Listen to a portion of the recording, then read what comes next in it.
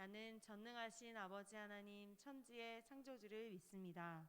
나는 그의 유일하신 아들 우리 주 예수 그리스도를 믿습니다.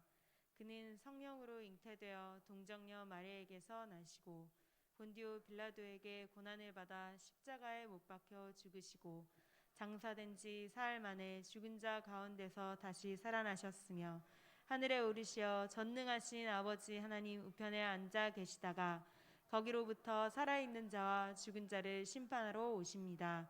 나는 성령을 믿으며 거룩한 공교회와 성도의 교제와 죄를 용서받는 것과 몸의 부활과 영생을 믿습니다. 아멘.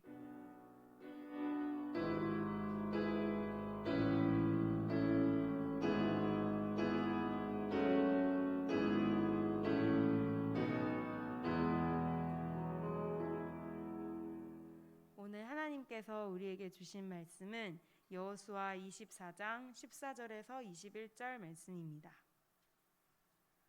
여호수아 24장 14절에서 21절 말씀.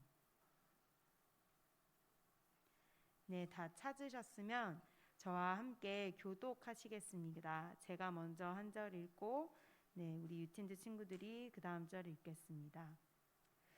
그러므로 이제는 여호와를 경외하며 온전함과 진실함으로 그를 섬기라. 너희의 조상들이 강 저쪽과 애굽에서 섬기던 신들을 치워버리고 여호와만 섬기라.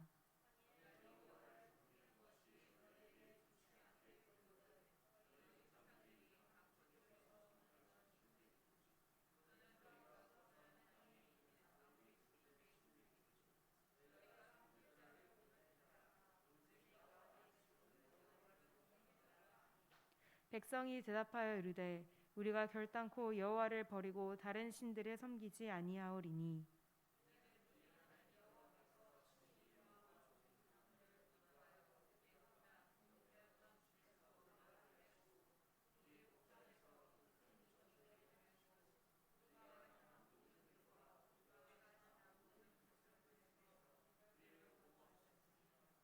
여호와께서 또 모든 백성들과 이 땅에 거주하던 아모리 족속을 우리 앞에서 쫓아내셨음이라. 그러므로 우리도 여호와를 섬기리니 그는 우리 하나님이심이니이다 하니라.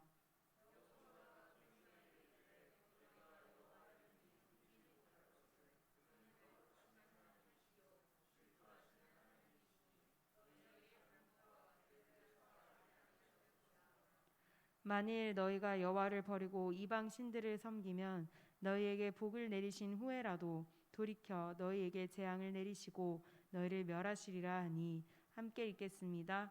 백성이 여호수아에게 말하되 아니니이다 우리가 여호와를 섬기겠나이다 하는지라. 아멘.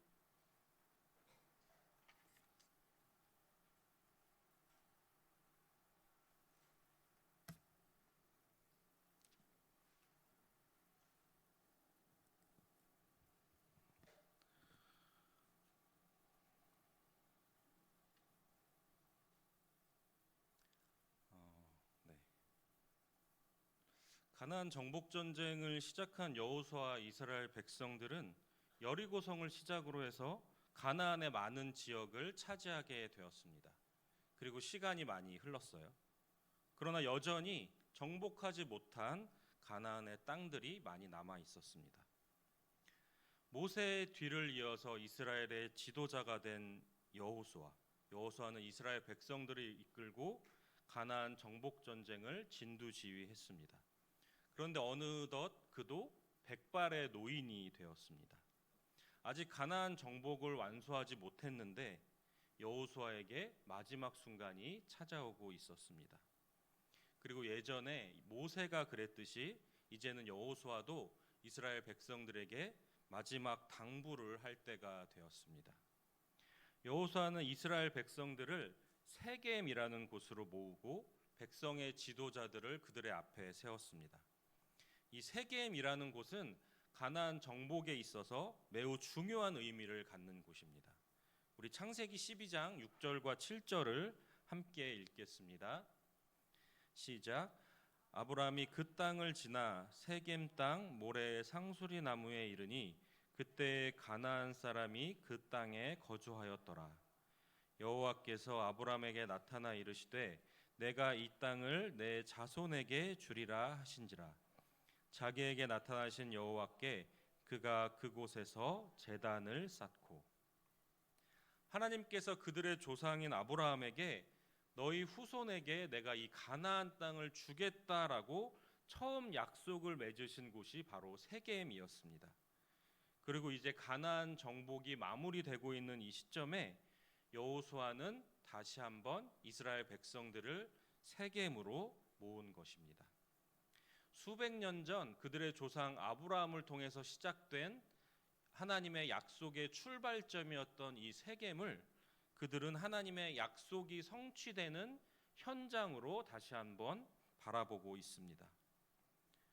여호수아는 세겜에 모인 백성들에게 하나님의 말씀을 전합니다.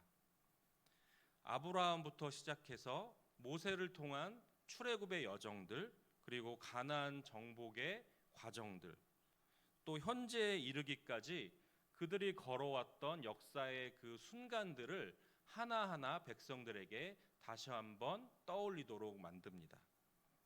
그리고 그 모든 과정의 중심에 언제나 하나님께서 함께 계셨음을 그들이 기억하도록 만듭니다. 여호수아의 설교에는 반복해서 나오는 표현이 있습니다. 그것은 바로 내가입니다. 내가 이끌어냈다, 내가 보냈다, 내가 인도해냈다, 내가 넘겨주었다, 내가 건져냈다, 내가 주었다. 그럼 여기서 내가는 누구를 가리키는 걸까요? 네, 바로 하나님을 가리키는 것입니다. 하나님께서 내가 그렇게 했다라고 말씀하신 것입니다. 하나님께서 고향과 친척과 아버지 집에서 편하게 지내던 아브라함을 그 땅으로부터 불러내셨습니다. 하나님께서 이집트 노예 생활로 고통받고 있던 그들이 울부짖는 그들의 기도를 들으시고 모세를 그들에게 보내셨습니다. 그리고 그들을 이집트에서 이끌어내셨습니다. 하나님께서 가나안 족속들을 이스라엘 백성의 손에 넘겨주셔서 전쟁을 치를 때마다 승리하게 하셨고 가나안 땅을 그들에게 넘겨주셨습니다. 여호수아는 지금까지 그러셨던 것처럼 하나님께서 앞으로도 우리를 인도하실 분이라는 것, 하나님만이 우리를 인도하실 분이라는 것을 다시 한번 이스라엘 백성들에게 강조하고 있습니다. 이렇게 여호수아가 계속해서 하나님의 행하심을, 하나님께서 어떤 일을 하셨는지 이스라엘 백성들에게 강조하고 있는 이유가 뭘까요? 여기 가나안 땅은 원래 하나님을 믿지 않는 이방신을 믿는 우상을 섬기는 가나안 족속들이 사는 땅이었습니다. 그리고 그들은 하나님을 믿지 않는 우상을 섬기는 자들이었습니다. 여호수아는 자기가 죽은 후에 남겨질 이스라엘 백성들이 아직 그 땅에 남아있는 그 가나안 족속들을 따라서 우상을 섬기게 될 것을 경계하여서 이스라엘 백성들에게 다시 한번 하나님을 믿는 그 믿음을 일깨워주고 있는 것입니다. 여호수아는 백성들에게 다시 한번 강하게 당부합니다. 우리 14절과 15절 말씀을 함께 읽겠습니다. 시작. 그러므로 이제는 여호와를 경외하며 온전함과 진실함으로 그를 섬기라. 너희의 조상들이 강 저쪽과 애굽에서 섬기던 신들을 치워버리고 여호와만 섬기라. 만일 여호와를 섬기는 것이 너희에게 좋지 않게 보이거든 너희 조상들이 강 저쪽에서 섬기던 신들이든지 또는 너희가 거주하는 땅에 있는 아모리 족속의 신들이든지 너희가 섬길 자를 오늘 택하라. 오직 나와 내 집은 여호와를 섬기겠노라 하니. 아멘. 너희가 섬길 자를 오늘 택하라. 오직 나와 내 집은 여호와를 섬기겠노라. 중간은 없다라는 말씀입니다. 하나님과 우상을 동시에 섬길 수 없다는 말씀입니다. 하나님을 섬기든지 우상을 택하든지 둘 중에 하나만 선택하라는 말씀입니다. 그리고 만약에 하나님을 섬기겠거든 너희 안에 있는 우상을 완전히 제거해 버리라는 말씀입니다. 여호와의 강력한 메시지를 들은 이스라엘 백성들은 하나님을 향한 믿음을 결단합니다. 우리 21절 말씀 함께 읽겠습니다. 시작. 백성이 여호수아에게 말하되 아니니이다 우리가 여호와를 섬기겠나이다 하는지라. 아멘. 백성들이 자칫 우상에게로 마음을 빼앗길 수 있는 상황에서 하나님께서는 여호수아를 사용하셔서 이스라엘 백성들이 다시 한번 하나님을 향한 그 믿음을 잊지 않도록 인도하셨습니다. 그런데 오늘 성경 말씀이 우리와는 무슨 상관이 있을까요? 여러분 모두 하나님을 믿는 사람입니다. 맞습니까? 우리는 우상을 섬기지 않죠. 혹시 다른 사람들 몰래 절에 간다거나 절에 가서 불상에게 절을 하고 온다거나 아니면 몰래 점집을 찾아가서 내 미래를 무당이나 이런 분들한테 물어본다거나 혹시 그런 취미가 있는 친구들 있을까요? 네. 우리는 모두 그런 우상을 쫓지 않는 사람들입니다. 하나님을 섬기는 사람들입니다. 근데 우리는 모두 하나님을 섬기는 사람인데 우상에 대해서 경계하고 있는 오늘의 이 말씀이 우리와는 어떤 상관이 있을까요? 아무 상관없지 않을까요? 우리 말씀을 하나 같이 보겠습니다. 에스겔서 14장 6절부터 8절까지 말씀입니다. 말씀을 같이 한번 읽겠습니다. 시작. 그런즉 너는 이스라엘 족속에게 이르기를 주 여호와의 말씀에 너희는 마음을 돌이켜 우상을 떠나고 얼굴을 돌려 모든 가증한 것을 떠나라. 이스라엘 족속과 이스라엘 가운데에 거류하는 외국인 중에 누구든지 나를 떠나고 자기 우상을 마음에 들이며 죄악의 걸림돌을 자기 앞에 두고 자기를 위하여 내게 묻고자 하여 선지자에게 가는 모든 자에게는 나 여호와가 친히 응답하여 그 사람을 대적하여 그들을 놀라움과 표징과 속담거리가 되게 하여 내 백성 가운데에서 끊으리니 내가 여호와인 줄을 너희가 알리라. 아멘. 이 말씀은 에스겔이라는 선지자를 통해서 하나님께서 이스라엘 백성들에게 전한 하나님의 말씀입니다. 여러분, 성경은 인간의 관점에서 기록된 책일까요? 아니면 하나님의 관점에서 기록된 책일까요? 네, 성경은 하나님의 관점에서 기록된 책입니다. 그렇다면 우리 기독교 신앙은 어떨까요? 기독교 신앙은 인간의 관점에서 이해하는 게 맞을까요? 아니면 하나님의 관점에서 이해하는 게 맞을까요? 역시 기독교 신앙도 하나님의 관점에서 이해하는 것이 맞습니다. 그렇다면 우상에 대한 이해도 마찬가지입니다. 우리 인간의 기준에서 우상이 무엇인지를 판단하는 것이 아니라 하나님께서 말씀하신 우상은 무엇인지를 정확히 아는 것이 필요합니다. 그런데 하나님께서 에스겔을 통해서 주신 이 말씀을 보면 6절에 너희는 마음을 돌이켜 우상을 떠나고 또 7절에는 자기 우상을 마음에 들이며라고 말씀하고 있습니다. 즉 그렇다는 것은 우상은 우리 마음 속에 있다라는 말씀입니다. 이 말씀은 우리 눈에 보이는 우상, 즉 우리가 쉽게 알 수 있는 어떤 불상이나 다른 종교들이 만들어 놓은 어떤 형상이 우상이 아니다라는 말씀이 아니라 하나님의 관점에서 더 위험한 우상은 인간의 마음 속에 있는 것, 그것이 하나님이 보실 때에는 더 위험한 우상이라는 말씀입니다. 쉽게 말하면 내 마음에 하나님보다 더 사랑하는 것, 하나님보다 더 소중히 여기는 것, 하나님보다 내가 앞세우고 있는 나의 계획이나 나의 목표, 하나님보다 더 가까이 하고 있는 무언가가 있다면 그것이 하나님이 보실 때에는 우상이 될 수 있다는 말씀입니다. 여러분의 마음을 잘 들여다보시기 바랍니다. 그리고 기도하시기 바랍니다.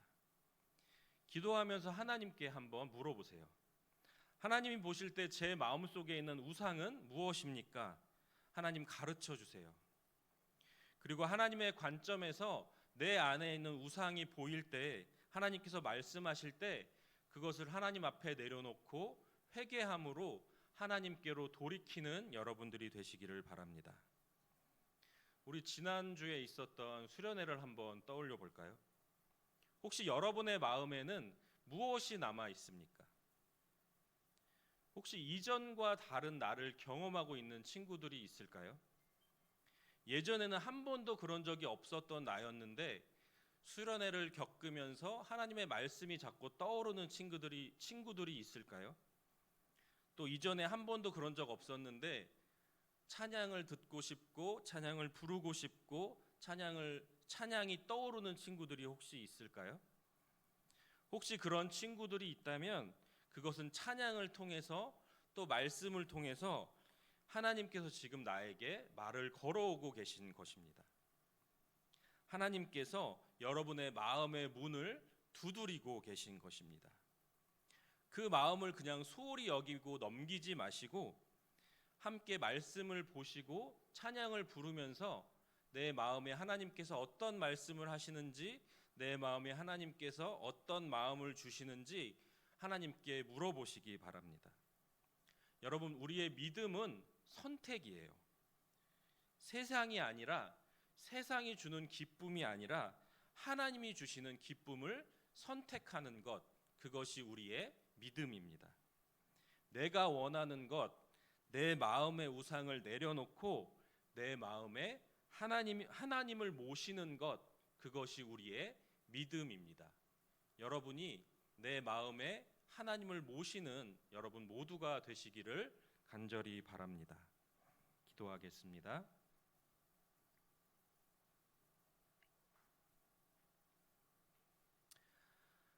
하나님 아버지, 감사합니다. 하나님께서 우리 마음에 있는 우상을 내려놓고 하나님을 따를 것을 여호수아를 통해서 백성들에게 말씀하셨던 그 말씀의 장면들을 우리가 보게 하셨습니다. 하나님, 우리 안에 있는 우상은 무엇인지 가르쳐 주시옵소서. 우리 마음에 하나님보다 높이고 있는 것, 하나님보다 소중히 여기는 것, 내가 하나님보다 더 사랑하는 것, 내가 하나님보다 더 앞세우고 있는 것들이 있다면 주님 나에게 말씀하여 주시고, 내가 그것이 너무나 소중하지만 하나님이 더 소중하기 때문에, 내가 하나님을 더 사랑하기를 원하기 때문에 그것들을 하나님 앞에 내려놓고 주님을 더 찾고 주님을 더 만나는 우리 중고등부 친구들 되게 하여 주시옵소서. 감사드리며 예수 그리스도의 이름으로 기도합니다. 아멘. 헌금하시겠습니다.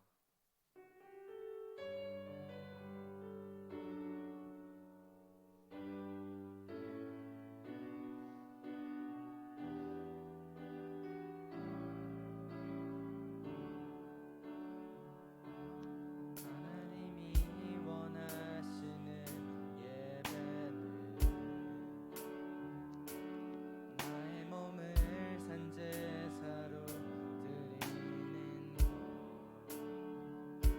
내 몸을 쳐 순종함으로 거룩하고 받으실 만한 산제사로 드리는 것, 신령과 진리로 드리는 예배는 거듭난 생명으로 주님과 사귀는 삶, 주님을 더 알아가고 내 모든 것을 다르며 믿음으로 주님과 함께 걷는 것. 하나님 감사합니다. 우리를 주님을 예배할 수 있도록 이곳에 불러주시고 하나님을 예배하는 기쁨과 하나님을 만나는 기쁨을 예배를 통해 경험하게 하시니 감사합니다. 그 감사함으로 기쁨으로 주님께 예물을 올려드립니다.